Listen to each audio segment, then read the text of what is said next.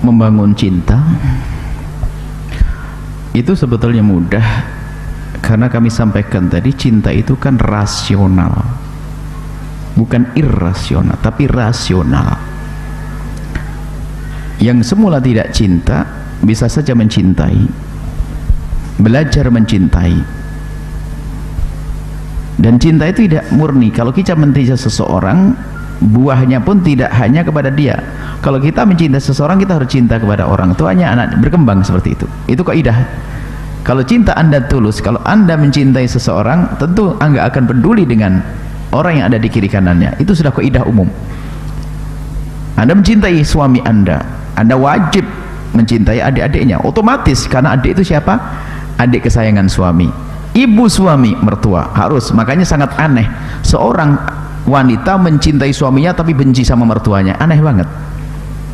Itu menjadikan hilang cinta. Begitu sebaliknya, kalau kita tidak ada cinta, Anda seorang wanita menikah dengan seorang laki-laki yang laki-laki pilihan orang tuamu, maka ketahuilah bahwa belajarlah mencintai laki-laki tersebut karena dia adalah pilihan orang tuamu, satu. Dan karena Allah Subhanahu wa ta'ala, yang perlu dikuatkan di situ. Akan tapi sebab tidak mencintai inilah harus dilacak dulu. Makanya tadi kami sampaikan, jika ada seorang sudah mulai tumbuh cinta dengan seseorang, jangan tiba-tiba dipindahkan kepada yang lainnya, maka cinta yang tumbuh awal ini akan terus menjadi hayalan panjang yang akan merusak dalam kehidupan cinta selanjutnya. Hati-hati, ini harus pahami makna ini. Makanya orang tua jangan diktator juga. Kalau ternyata anak sudah merasa seperti jatuh cinta, beresin dulu di sini, jangan mudah dipindahkan. Karena apa? Dia akan membawa hayalan, sehingga selalu berkata seandainya aku dengan dia. Maka harus dibongkar, artinya layak atau tidak. Beresin dulu ini, beresin dulu ini, jangan sampai tidak. Ini kadang-kadang seenaknya harus pindah. Ini bukan robot, dia punya hati nurani.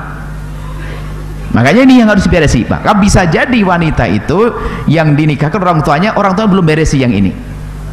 Nah, ini bahaya sekali. Makanya orang tua jangan ditraktor dalam hal ini. Kalau sudah mulai menemukan anaknya masuk wilayah cinta yang tidak benar sebelum waktunya, jangan langsung dicaci maki orang yang dicintai, diolok, itu tambah nancep itu cinta. Akan tapi masuk wilayah iktisyaf, bongkar siapa dia, artinya apa?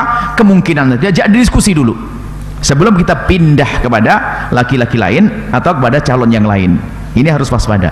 Kemudian ini nasihat kepada siapapun. Kalau sudah kita yakin Allah, Anda punya iman, kalau ternyata yang memilihkan adalah orang tuamu, maka insya Allah orang tua tidak akan memberikan kepada anaknya kecuali yang terbaik menurut orang tua. Jika ternyata hatimu belum bisa menerima, jika kasusnya tadi, biasanya kasusnya sudah mencintai, perlahan, kalau engkau menikah dengan laki-laki itu, iman yang berbicara, ibuku tak akan setuju. Kalau sudah ibuku nggak setuju, hidupku nggak akan baik. Tapi ini pilihan ibuku, Anda pandang itu. Pilihan orang tua, pandang bagaimana ibundamu merawatmu, menyayangimu, menimangmu, membesarkanmu, kemudian punya pilihan, yakini itu dulu. Tentunya dengan catatan itu, suami bukan fasik, bukan orang tidak sholat, bukan suka zina, bukan mabuk, layak manusia untuk dicintai. Kalau memang dia adalah fasik, boleh menolak sebagai seorang anak, nggak wajib patuh pada orang tuanya. Jika orang tuanya menikahkan seorang wanita dengan laki-laki fasik, pernah berzina, pemabuk, judi, rizkinya haram, maka nggak wajib patuh. Maksudnya kalau sudah benar suaminya, pilihan orang tua, belajarlah karena Allah dan karena nanti akan tumbuh. Terus belajar akan tumbuh pada waktunya. Minta kepada Allah, ya Allah berikan barakah kecintaan terus. Jadi semacam itu belajar, pandang orang tua, pandang Allah Subhanahu wa ta'ala. Kemudian setelah itu ingat, carilah ridha Allah, berperanlah Anda sebagai orang yang mencintai. Jangan tampakkan kalau Anda tidak cinta. Agar apa? Agar reaksi daripada pasanganmu semakin baik, dan itu yang menumbuhkan cinta dalam dirimu. Kalau sudah dia menampakkan ketidaksenangan, aku tidak cinta sama kamu, yang nikahkan bapakku. Akhirnya suami perlahan juga, saya sudah berjuang setahun gitu aja. Akhirnya suami mulai tidak mau berjuang lagi memperjuangkan cinta. Akhirnya apa? Semakin renggang, semakin jauh. Kan kita mencari cinta, bagaimana suamimu semakin baik, bisa saja setelah itu sangat mencintai suaminya. Jadi mulailah dari berperang, jihadun nafas. Demi orang tuaku, aku ingin diridhai oleh orang tuaku, ini pilihan orang tuaku, aku harus mencintainya, tapi aku tidak bisa mencintai, aku harus mencintai, tapi aku tidak bisa mencintai, aku harus mencintai, paksa. Terus berperan yang bagus, sambut suamimu karena Allah. Saya ingatkan lagi, jangan kalah dengan wanita yang mohon maaf menjual diri, dia pelacur. Dia kalau ketemu orang biarpun tidak mencintainya, dia bisa berperan sebagai orang yang sangat mencintai, hanya untuk jadi pelanggannya. Bagaimana ini dengan yang halal? Ada Allah, ada orang tua, kok tidak bisa berperan yang bagus? Peranmu yang bagus itu nanti akan membuahkan reaksi yang baik, dan itu akan menumbuhkan cinta di dalam hatimu. Seperti itu. Dan minta kepada Allah Subhanahu wa taala. Nah, kita nasihat buat semuanya, kita lihat, nikah tidak harus dengan dasar mencintai. Akan tapi yang penting orang tersebut layak dicintai, akan tumbuh cinta. Tapi yang merepotkan dalam bercinta yang halal ini adanya cinta yang haram tadi. Itu membahayakan, merepotkan. Maka pangkas dulu cinta yang haram, hancurkan dulu, baru dipindah.